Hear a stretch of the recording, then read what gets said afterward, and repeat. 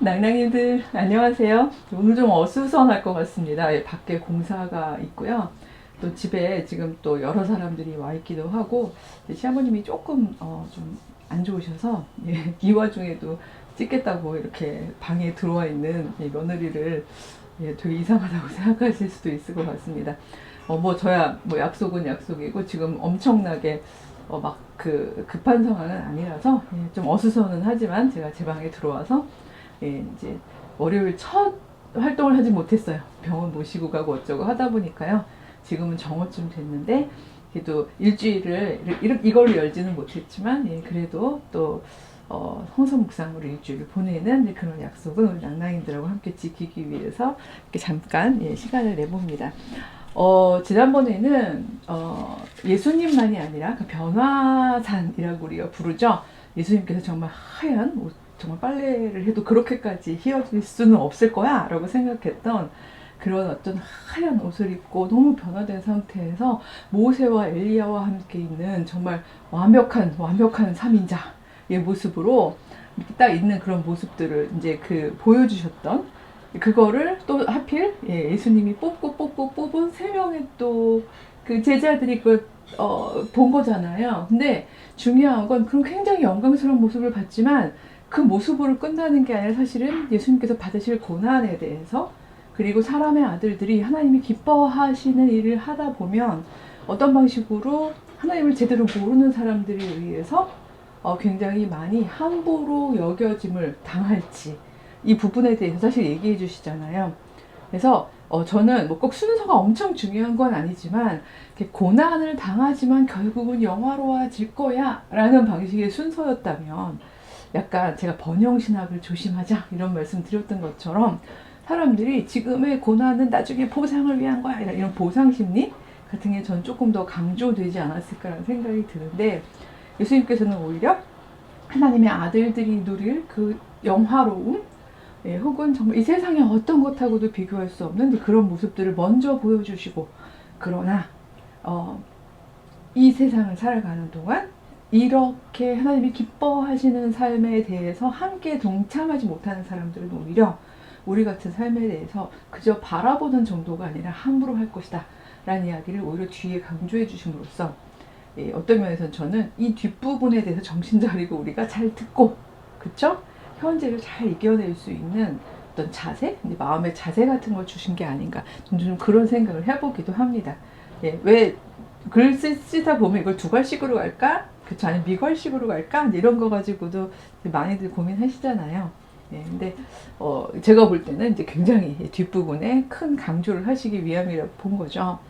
근데 그 연장선에서 제가 주제를 꼭 뽑다 보니까 마가복음에 그 변화산 이야기 뒤에 바로 나오는 귀신 들린 아이 고치는 이야기라든가 이런 내용은 조금 건너뛰었습니다. 뭐 귀신 들린 아이 고친 내용이 중요하지 않아서가 아니라요. 이 내용은 계속해서 제가 이제 그 예수님의 기적에 대한 그 어떤 그 병자를 살리시는 기적 에피소드는 사실은 그 자체의 행위 자체로도 그 아이든 뭐 어른이든 뭐 소녀든 그쵸? 아니면 뭐 청년이든 노인이든 그 사람의 어떤 삶 자체가 온전히 회복되는 거에도 굉장히 중요한 의미가 있지만 그 사건 자체가 하나님 나라의 모습을 표징한다. 그쵸? 보여준다. 라는 의미도 되게 크다라는 말씀을 계속 반복해서 드렸잖아요. 근데 그 말씀의 내용을 놓고 볼 때 그 내용에 또 반복이 될 것 같아서 일단 좀 넘어가고요. 집중 어려운 것 같은데요. 오늘 할 거는 죽음과 부활을 두 번째로 말씀을 하시고 난 뒤에 그 제자들끼리 막 누가 더 크냐라는 논쟁을 하고 있었던 이 부분에 대한 이야기를 좀 해보려고 합니다. 사실은 이게 붙어 있는데요. 예수님께서 이미 죽음과 부활을 두 번째로 말씀하시고 난 뒤에요. 맥락을 위해서 마가복음 9장 30, 31, 32절을 한꺼번에 읽어보면요. 그곳을 떠나 이제 그 아이 고치신 곳을 떠나 갈릴리 가운데로 지나갈새 예수께서 아무에게도 알리고자 아니하시니 이는 제자들이 가르치시며 또 인자가 사람들의 손에 넘겨져 죽임을 당하고 죽은 지 3일 만에 살아나리라는 것을 말씀하셨기 때문이더라. 그러나 제자들은 이 말씀을 깨닫지 못하고 묻기도 두려워하더라. 어수선해요. 그쵸? 예, 뭔가 이 마가복음 자체도 16장까지가 끝인데요. 여기 지금 9장인데 뭔가 긴박하게 뭔가를 향해서 막 지금 그 글들도 그렇지만 이 제자들의 삶도 뭔가 어디론가를 향해서 막 지금 가고 있는 중인데 스승님은 이해가 안 되는 말씀을 자꾸 하시고, 그쵸? 그리고 뭐 이 세 제자들한테 아무한테도 얘기하지 말라고 그랬지만 모르겠습니다. 베드로 성격도 그렇고 과연 제자들이 얘기를 안 했을까요? 더군다나 그 셋 중에 둘은 형제잖아요. 아시다시피 베드로만 빼고는. 그쵸? 그다음에 요한과 야고보 같은 경우에는 당연히 직접 보기도 했고 왠지 뭔가 엄청난 일들이 일어날 것이고 거기서 우리들은 되게 영화롭게 거기다 포커싱을 한 거죠. 누가 더 크냐라는 얘기를 가지고 이제 막 싸울 수 있는 상황이 벌어지고 있는 거예요. 마태복음에도 있고 누가복음에도 있는 내용입니다. 여기는 비교에 짧게 되어 있는데요. 33절에 보면요. 가버나움에 이르러, 거기가 이제 사실은 근거지죠. 센터죠. 집에 계실새 제자들에게 물으시되 너희가 길에서 서로 토론한 것이 무엇이냐? 뭔가 막 얘기하는 걸 이렇게 보셨나 보죠? 하시되 그들이 잠잠하니 이는 길에서 서로 누가 크냐 하고 쟁론하였음이라.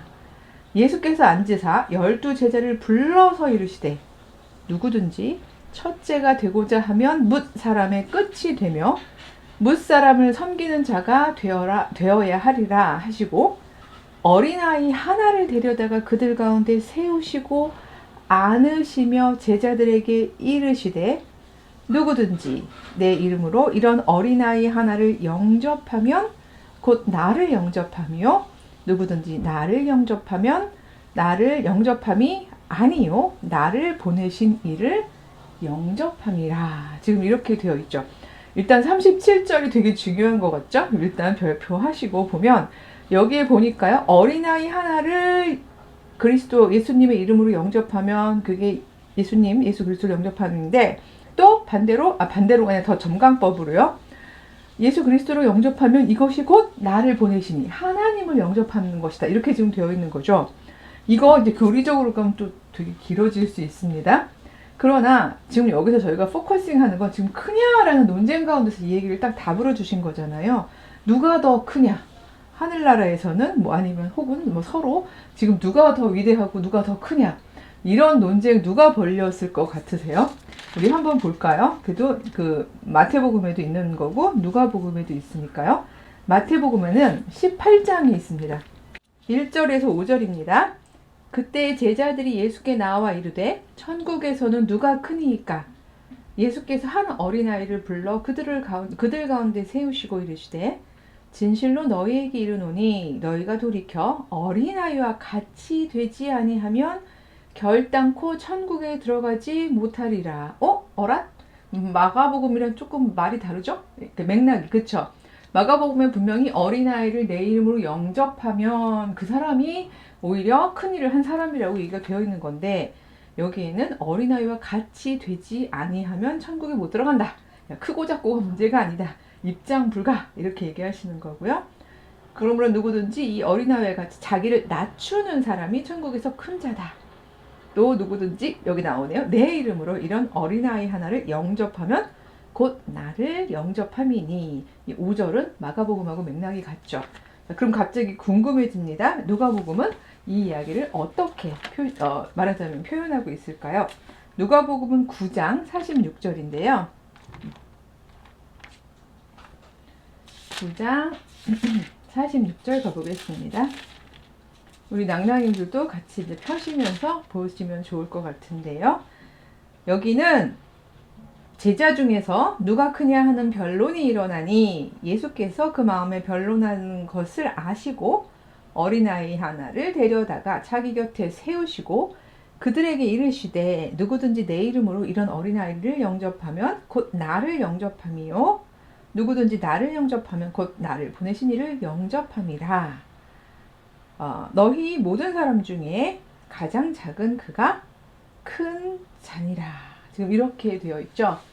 예, 그러니까 지금 이 세 개를 다 비교해 보니까 마가랑 누가복음은 이 어린아이를 영접하는 사람이 사실은 어린아이를 영접하면서 정말 겸손하게 자기를 낮추는 사람이 천국에서는 큰 사람이다. 이런 얘기를 하신 걸로 그게 조금 더 강조인 걸로 보이고요.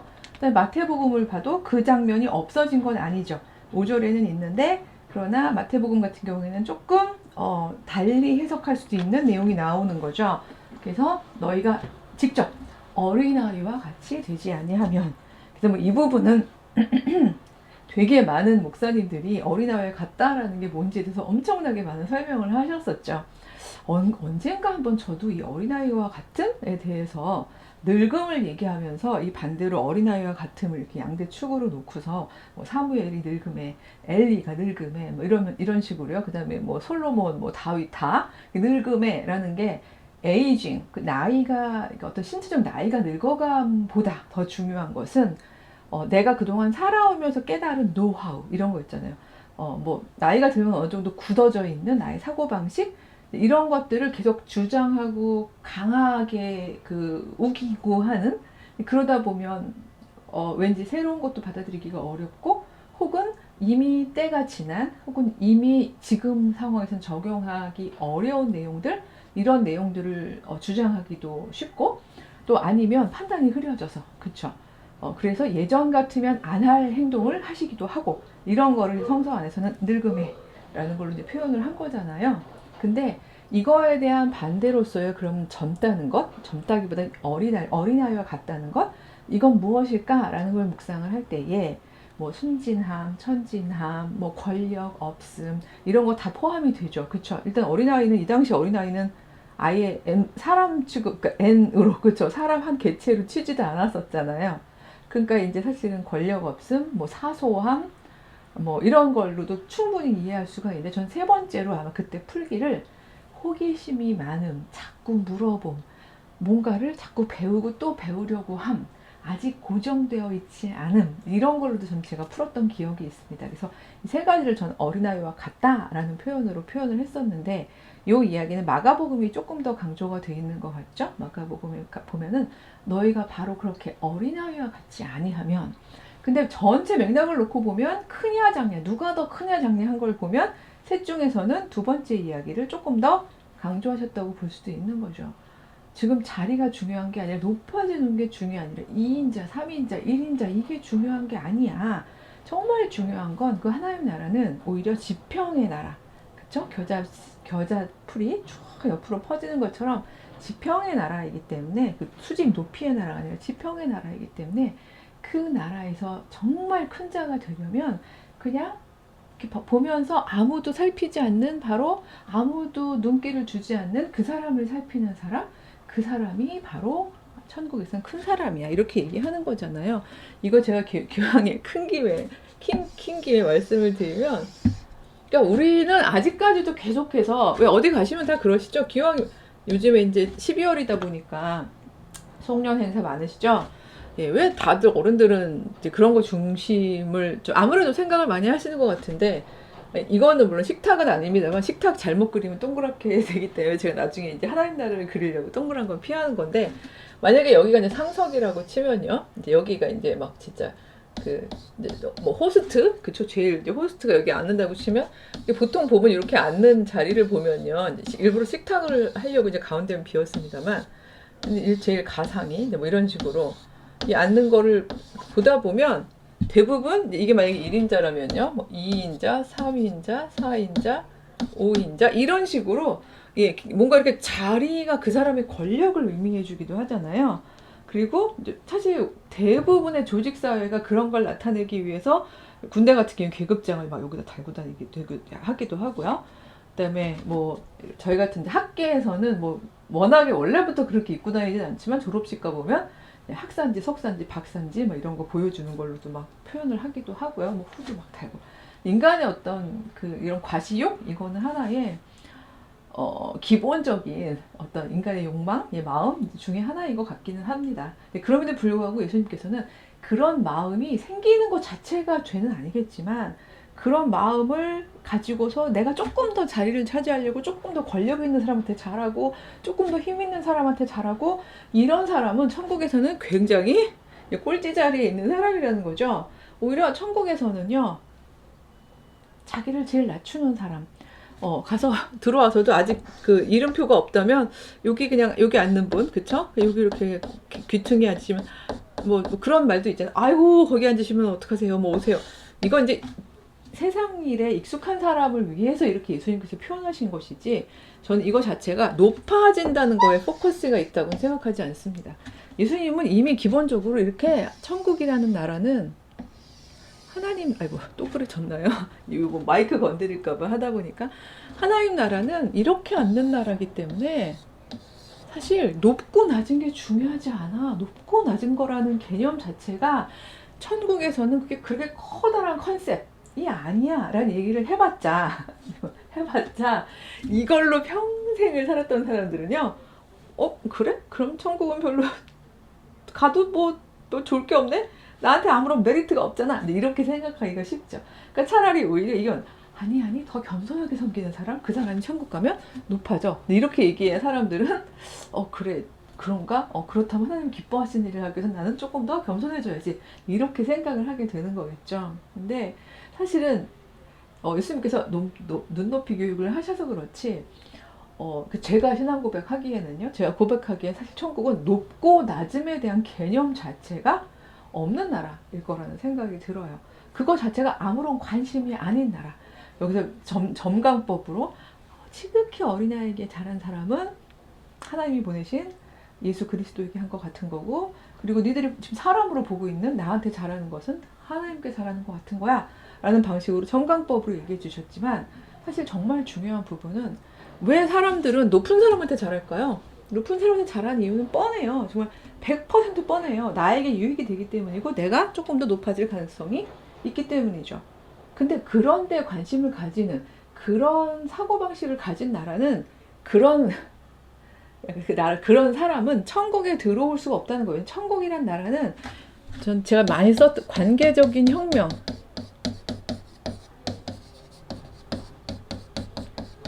관계적 혁명이라는 건 뒤집히는 거잖아요. 그래서 뭐 요즘에 뭐 서울의 봄 보셨나요?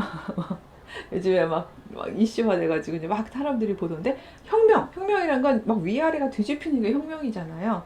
저 그거 구테타, 뭐 사태, 절대로 뭐 혁명이라는 얘기가 아니에요. 그러니까 막 지금 막 하극상이 일어나고 막 그런 것들이 있더라고요. 저도 엊그제 보고 와서 머리에 있어서 갑자기 한 얘기인데, 하나님 나라는요, 이런 수직 위계의 나라가 아니라는 거예요. 정말 이거하고는 다른 방식의 새로운 관계적 질서가 내 마음 안에 도래하고 이미 이 나의 삶 속에서 시작되고, 그리고 예수님은 이미 시작하셨고, 그래서 그 질서에 참여해 가면서 그 마지막 완성의 때를 향해서 나아가는, 바로 그런 것이 하나님 나라에 들어간다는 의미라고 본다면, 사실은 인간적인 높음, 자리, 그 쇼업 뭐 이런 거 있잖아요. 우리 이번 송구 영신은 좀 그런 거 좀 안 했으면 좋겠어요. 뭐 우리 애가 이번에 어땠어요? 뭐 했어요? 지금 입시철이죠. 예, 정말 오히려 진심으로 교회 안에서나 아니면 공동체 안에서 바라보면서 누구에게 다가가야 되지? 누구한테 가서 섬겨야 되지? 누구를 정말 잘 위로해야 되지? 누구를 채워줘야 되지? 그런 눈빛으로 거기다 에너지를 써야지, 나 잘난 척하고 내 아이들 자랑하고 뭐 남들 다 하는데 나라고 왜 안 해요? 이런 방식의 삶은 제 주변에서 너무 많이 봐서 그런 방식의 삶은, 이건 이 땅의 삶이긴 해요. 뭐 그거 자체가 죄는 아닐 수 있어요. 이 땅의 삶이긴 한데, 하나님 나라에 들어가 있는 사람의 사고구조나 행동 방식은 아니라는 거죠. 이거는 무슨 뭐 덕목 차원에서의 겸손함을 얘기하는 것도 아니에요. 물론 다른 종교에서도요, 뭐 아니면 뭐 심지어 인문학적으로도 뭐 변은 익을수록 고개를 숙이고 뭐 이런 얘기를 통해서 인성의 차원에서도 그런 건 겸손하라고 가르치죠. 근데 저는 그거하고도 저는 질적으로 다르다고 생각해요. 뭐 이거 겸손해, 나는 원래 충분히 훌륭하지만 겸손해야지, 이런 게 아니라 이런 사고 자체를 안 하는 거예요. 저 왜 이렇게 흥분했냐고요. 주변에 요즘에 좀 많이 그런 사람들을 많이 봐서 그런데, 송구, 영신은 자랑하기 좋은 계절이잖아요. 예, 그래가지고 막 때를 얻거나 못 얻거나 그러려는 분들이 많아요. 근데 중요한 건 그게 아니라는 거예요. 오히려 이럴 때일수록 정말 어린아이, 이 당시의 어린아이는 정말 아까 말씀드린 것처럼 사람도 아닌, 거의 뭐 반푼이도 아닌 이런 존재이거든요. 그 어린아이를 정말 귀하게 여기고, 그렇죠? 그 다음에 예수님, 여기서 예수님은 자기 나를라고 할 때 나를 하는 얘기를 얼마나 나를 잘 객관화하시는 건지는 모르겠지만, 이 당시로 보면은 뭐 누가 보기에 따라 다르게 제자들이 볼 땐 커 보일 수도 있겠습니다만, 서기관이나 바리새인들, 특히 함부로 여기는 그 사람들 입장에서 보면은 예수님이 막 그렇게까지 막 자기네가 잘해줘야 될 존재는 아닌 거잖아요. 그럼에도 불구하고 하나님의 말씀을 전하는 자, 그의 말씀을 잘 전하는 그 사람을 또 역시 섬기면 그것이 하나님을 섬기는 것과 같다. 그 사람이 굳이 크다 작다라는 너희들의 기준으로 얘기하자면 그 사람이 큰 자다 라고 전 얘기해 주신 거라고 생각해요. 그래서 어떤 기준들, 어떤 범주는 이건 정말 상대적이고 인간 사회에서나 있는 일들인 것 같습니다. 근데 그래서 우리는 하나님도 하나님을 크다라고 얘기할 수 없는, 그래서 무한, 그러니까 한계가 없다고 얘기해. 왜냐면 이렇게 물건이 있어야 갑자기 꽃 한 송이 뽑아보고 싶어졌어요. 좀 이번에 그럴 일이 있어서 꽃 무한하다, 뭐 크다 이런 거는요, 이렇게 경계가 있어야지 이 꽃은 요만해라고 얘기할 수 있는 거잖아요.